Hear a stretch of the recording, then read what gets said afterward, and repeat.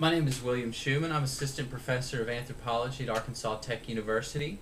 I'm also the Anthropology Curriculum Coordinator there, as well as the Student Advisor for the Anthropology minor.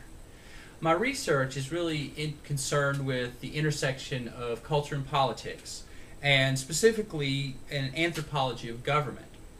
And so from an anthropological perspective, I'm interested in the work or labor of governing and what it means to enact legislation, carry through bureaucratic protocols in the interest of fulfilling a national interest.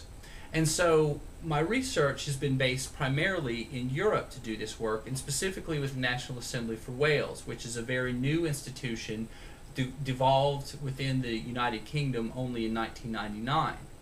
And what I've tried to do then is understand how bureaucratic protocols, of course, are important, and I draw from a background in political science to do this work, but more fundamentally, observe how government actions or networks of social action condition greatly the interpretation and administration of law.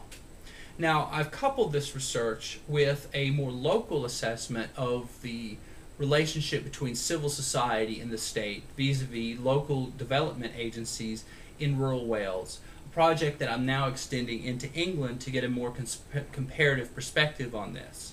Now, this work, like my work in the Assembly, is also connected to an assessment of the role of Europe and the United Kingdom, or the governments in London and Brussels, to the impact of democratization in Wales, which connects my work more broadly to a study of democratization occurring all across Europe. I bring this into the classroom in several ways.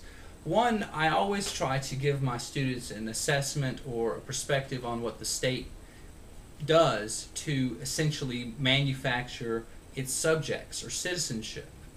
And I do this in a practical way with students by bringing them over to Wales every other year, and I've done this 4 times now in the last 6 years. And what I try to do is place them in internships with local government agencies so they understand the challenges and opportunities for community regeneration in a post-industrial landscape.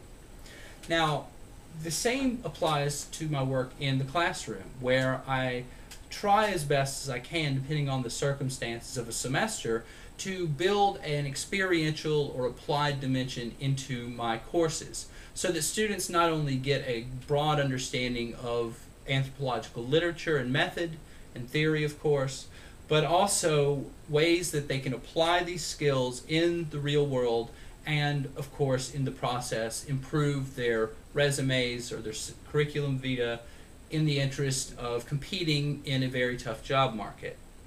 Now, all of this is held together by a commitment to the student first and empowering or democratizing the classroom so that students feel some stake in the process of learning.